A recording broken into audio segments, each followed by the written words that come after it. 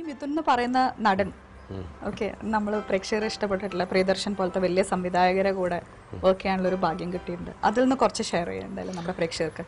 എനിക്ക് സത്യം ഞാൻ ഉള്ള സമയത്ത് എനിക്ക് സംവിധായകരെന്ന് പറഞ്ഞാൽ പ്രിയദർശൻ, ജോഷി, ഷാജി കൈലാസ്, കമൽ ഇവരോടൊപ്പം ഒക്കെ അഭിനയിക്കാൻ പറ്റിയിട്ടുണ്ട്. എന്റെ ഫസ്റ്റ് പടം എനിക്ക് ചെയ്യാൻ കഴിഞ്ഞ ഫാസിൽ സാറിന്റെ കൂടെയാണ്. Life is beautiful. Life is beautiful ആണ്. പക്ഷെ അതിന് മുമ്പ് ശരിക്കും പറഞ്ഞാൽ 9ാം ക്ലാസ്സിൽ പഠിക്കുമ്പോൾ അഭിനയിച്ചിട്ടുണ്ട്. പക്ഷെ അത് it was for serial Dharmaraja എന്ന് പറഞ്ഞ ഒരു സീരിയലിന്റെ അതിന്റെ വേർഷൻ. അത് PC സോമനങ്ങളൊക്കെയാണ് അതിന്റെ പിറകിലുണ്ടായിരുന്നത്.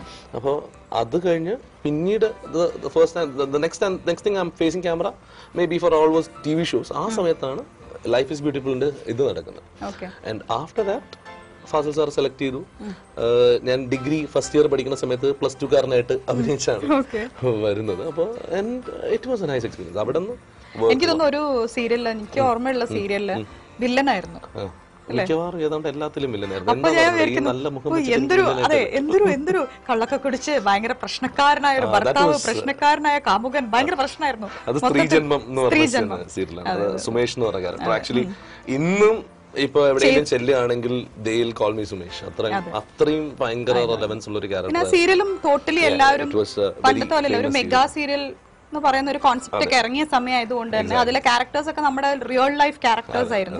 സുമേഷ് എന്ന് പറഞ്ഞ ഒരു ക്യാരക്ടർ കിട്ടിയത് കൊണ്ടാണ് എനിക്ക് സത്യം പറഞ്ഞാൽ റൺവേയില് റൺവേയില് ജോഷി സാറ് ശരിക്കും എന്റെ അടുത്ത് വിളിച്ചപ്പോ തന്നെ പറഞ്ഞു, നിന്റെ അഭിനയം ഞാൻ ഇതിൽ കണ്ടിട്ടുണ്ട്, മുരളിയുടെ മകന്റെ ക്യാരക്ടർ ഉണ്ട്, അത് നിനക്ക് വെച്ചേക്കാണ്, വരണം എന്ന് പറഞ്ഞു. പൃഥ്വിയുടെ കൂടെ ഒരു സിനിമയും കൂടെ ഒന്നുമില്ലേ, കഥ ചെയ്തു. ഞാൻ പൃഥ്വിയുടെ കൂടെ കഥ ചെയ്തു. അതുപോലെ ശരിക്കും പറഞ്ഞാല് പിന്നീട് ചെയ്ത് നമ്മൾ തമ്മിൽ എന്ന് പറഞ്ഞ പടം ചെയ്തു. ഫസ്റ്റ് പടത്തിൽ പൃഥ്വി ഡബ് ചെയ്യാൻ വരുമ്പോ അതിനകത്ത് നക്ഷത്ര കണ്ണുള്ള രാജകുമാരൻ, നന്ദനമല്ല, നക്ഷത്ര കണ്ണുള്ള രാജകുമാരന് വേണ്ടിയിട്ട് പൃഥ്വിരാജ് ഡബ് ചെയ്യാൻ വരുന്ന സമയത്ത് പൃഥ്വിരാജിന്റെ ഒരു സെക്കൻഡ് ഹീറോ ക്യാരക്ടർ ഉണ്ട്, രഞ്ജു. അപ്പൊ ഞാൻ അതിന് വേണ്ടിയിട്ട് ഓഡിഷനൊക്കെ പോയതാണ്. ഞാൻ രാജസേന സാറിന്റെ അടുത്ത് ചോദിച്ചു ഇങ്ങനെ ഇതാണ്ടോ എന്നൊക്കെ ചോദിച്ചപ്പോ അങ്ങനെ അതൊരു മറ്റേ കളറിപ്പയറ്റിന്റെ ഒക്കെ ആളായതുകൊണ്ട് നമുക്കത് അറിയില്ല എന്നുള്ളത് കൊണ്ട് വേറൊരാൾക്കാണ് ആ ചാൻസ് കിട്ടിയത്. അപ്പം ഈ ആ ക്യാരക്ടറിന് വേണ്ടി ഡബ് ചെയ്യാനായിട്ട് എന്നെയാണ് വിളിച്ചത്. സോ ആ സമയത്ത് പൃഥ്വിയും ഡബ് ചെയ്യാൻ വരുന്നുണ്ട്, ഞാനും ഡബ് ചെയ്യാനുണ്ട്. അങ്ങനെയാണ് രഞ്ജു എന്ന് പറഞ്ഞ നായകന്റെ ക്യാരക്ടർ ഡബ് ചെയ്യാൻ പോയി.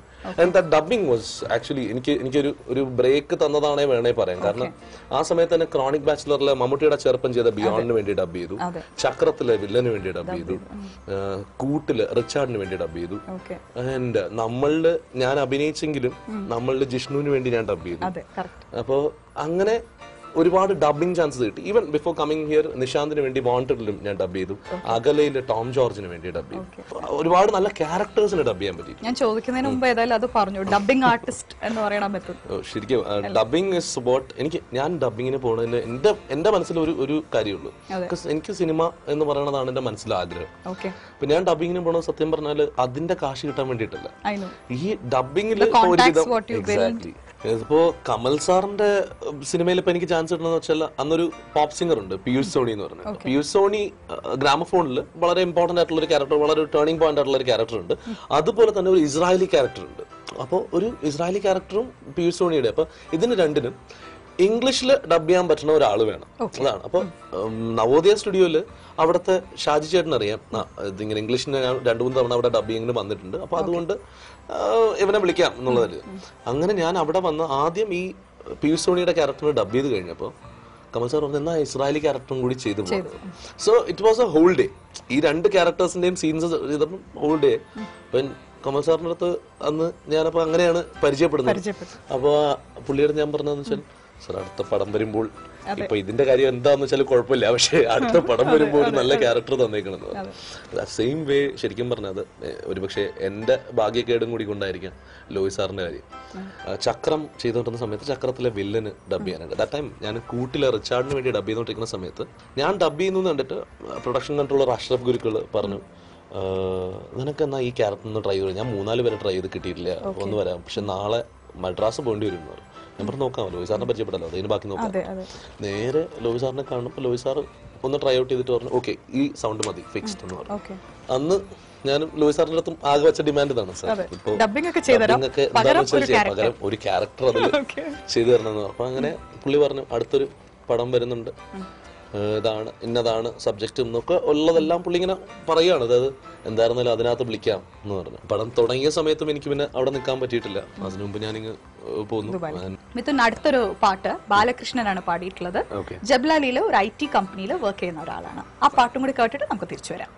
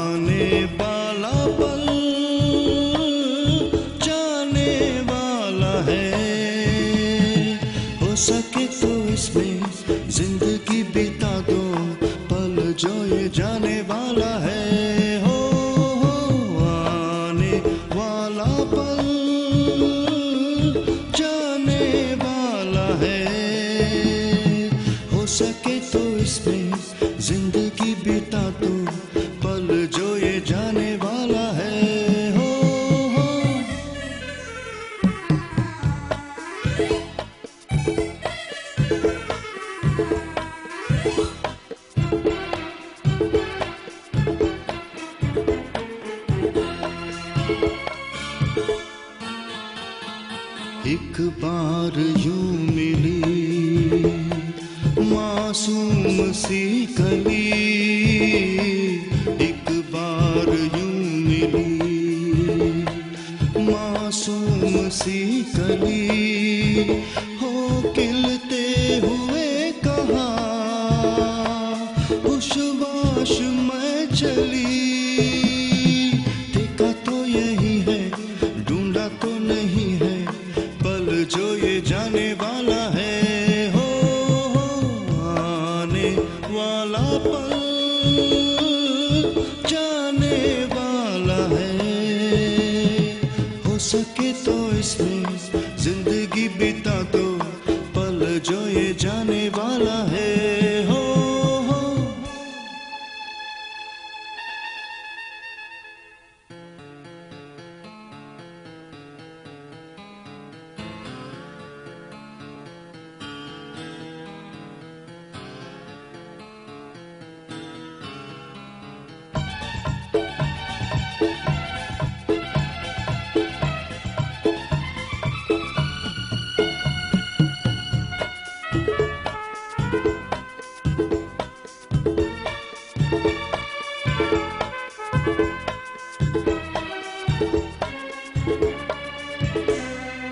एक बार वक्त से लम्हा मिला कहीं, एक बार वक्त से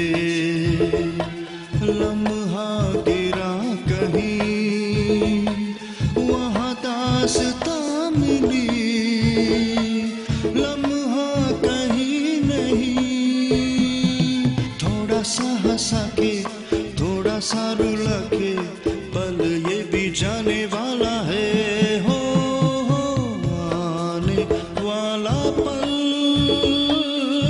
जाने वाला है, हो सके तो इसमें जिंदगी बिता दो, पल जो ये जाने वाला है, हो आने वाला पल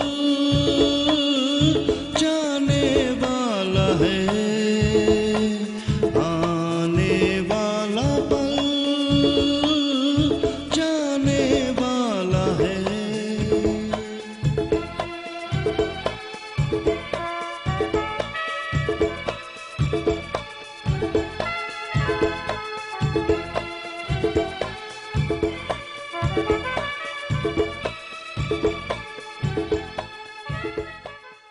എനിക്ക് തോന്നുന്നു ഈ ഒരു വെട്ടം എന്ന് പറയുന്ന സിനിമ കാണാത്ത ഒരു മലയാളികളും ഉണ്ടാവില്ല. അതിന്റെ കാസ്റ്റിംഗ്, അതിന്റെ ക്രൂ, ഫുൾ സബ്ജക്റ്റ് ഒരു ഹ്യൂമറസ് ആയിട്ടുള്ള, ഒപ്പം ദിലീപ് അത് ശരിക്കും ഒന്നെന്ന് പറഞ്ഞാൽ ദിലീപന്റെ കൂടെ രണ്ടാമത്തെ പടമായി, റൺവേ കഴിഞ്ഞിട്ട് അടുത്തൊരു പടം ചെയ്യുന്നു. അത് മാത്രമല്ല പ്രിയദർശന്റെ പടത്തിൽ ചെയ്യാനുള്ള ഒരു അവസരം ഒരു ഭയങ്കര ഭാഗ്യമായിട്ട് ഒന്നും വേണം. പ്രിയദർശൻ ഈ പടത്തിനെ പറ്റി ആലോചിക്കുന്ന സമയത്ത് ഇപ്പം രേവതി കലാമന്ദിർ എന്ന് പറയുന്ന മേനക സുരേഷ് കുമാർ അവരെ രണ്ടുപേരും എനിക്ക് നേരിട്ട് അറിയാവുന്നതാണ്. അപ്പൊ അവരുടെ റെക്കമെൻഡേഷനിൽ തന്നെ ഞാൻ നേരിട്ട് പോയി കാണുകയാണ് ശരിക്കും വർക്കലയിൽ when he was composing the music. അതിന് വേണ്ടിയിട്ട് ബേണി ഇഗ്നേഷ്യസും MG ശ്രീകുമാറും ഒക്കെ ഇരുന്നിട്ട് കമ്പോസ് ചെയ്യുന്ന സമയത്ത് ഞാൻ അവിടെ ചെന്ന് കാണാം. അപ്പോൾ പുള്ളി പറഞ്ഞു ഇതിനകത്ത് അങ്ങനെ പറ്റിയ വേഷമൊന്നുമില്ല, ഒരു വേഷം ഉള്ളതെന്ന് പറഞ്ഞു കഴിഞ്ഞാൽ അത് വൈജയന്തി മലയുടെ മോനെ വെച്ചിട്ട് ചെയ്യാനിരിക്കുന്ന ക്യാരക്ടറാണ്. അതെന്തായിരുന്നാലും ഞാൻ ഫിക്സ് ചെയ്ത് പോയി, അടുത്ത നോക്കട്ടെ എന്ന് പറഞ്ഞിട്ട്.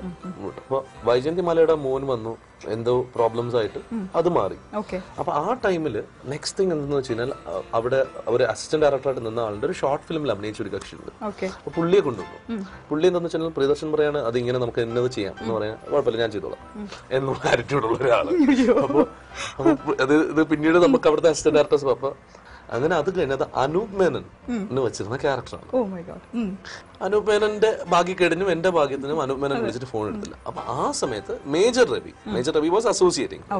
മേജർ രവി വിളിച്ചിട്ട് പറഞ്ഞു നീ ഇത്രയും വേഗം വരണം. അപ്പൊ ഞാൻ റൺവേയില് ദിലീപ് വന്നാൽ ആണ് അടുത്ത എന്റെ ഷോട്ട് വരിക. അപ്പൊ ദിലീപ് ഏട്ടൻ വരാൻ വേണ്ടിട്ട് വെയിറ്റ് ചെയ്ത് നിൽക്കുന്ന സമയമാണ്. അപ്പൊ അവിടെ ഹോട്ടലിൽ താമസിക്കും. അപ്പം സെയിം റൈറ്റേഴ്സ് ആണ് രണ്ടിന്റെയും. അപ്പൊ സിബിയേട്ടൻ ഇവിടെയുണ്ട്, ഉദയേട്ടൻ അവിടെയുണ്ട്, CBK തോമസ് ഉദയകൃഷ്ണൻ. അപ്പൊ ഞാന് സുജന്റെ തുറന്നു ചേട്ടാ ഇങ്ങനെ ഒരു ഓഫർ വന്നിട്ടുണ്ട്, നിങ്ങൾ കഴിഞ്ഞാലേ നടക്കുള്ളൂ. കാരണം എന്ന് വെച്ചാൽ എന്റെ ക്യാരക്ടറിന് വേണ്ടി എന്നെ ഇവിടെ നിർത്തിയിരിക്കുകയാണ്. അപ്പൊ വിത്തിൻ 2 days ഇവിടെ ക്യാരക്ടർ വരണം. അപ്പൊ ഞാൻ അവിടെ പോയി ചെന്ന് അഭിനയിച്ചു കഴിഞ്ഞാൽ നെക്സ്റ്റ് ഷെഡ്യൂൾ കുഴപ്പമില്ല, പക്ഷെ ഈ ഷെഡ്യൂൾ എന്തായാലും പോയേ പറ്റുള്ളൂ.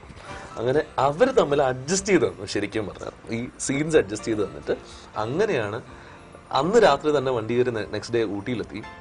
മേജർ എന്നെ വിളിച്ചിട്ട് പറഞ്ഞു നീ വാ, ഇങ്ങനെ പോയാൽ ശരിയാവില്ല, ട്രെയിനിൻ്റെ അടുത്ത് ഇങ്ങനെ പോയാൽ ശരിയാവില്ല എന്ന് പറഞ്ഞിട്ട് നേരെ കൊണ്ടുവന്നിട്ട് മേക്കപ്പ് ചെയ്ത് ഒരു കണ്ണാടിയും ഫിറ്റ് ചെയ്ത് കോട്ടും ഒക്കെ ഇടിച്ച് നേരെ കൊണ്ടുവന്ന് കാണിച്ചു അവിടെ കൊണ്ടുപോയി പ്രസന്റ് ചെയ്തു.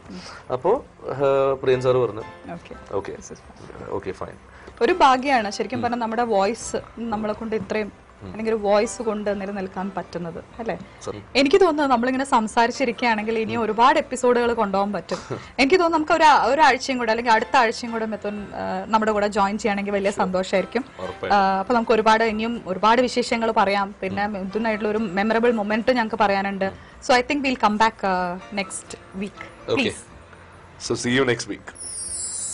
ഇന്നത്തെ എപ്പിസോഡ് ഇവിടെ അവസാനിക്കുകയാണ്. അടുത്ത ആഴ്ച വീണ്ടും മിഥുന്റെ വിശേഷങ്ങളുമായി തിരിച്ചു വരാം.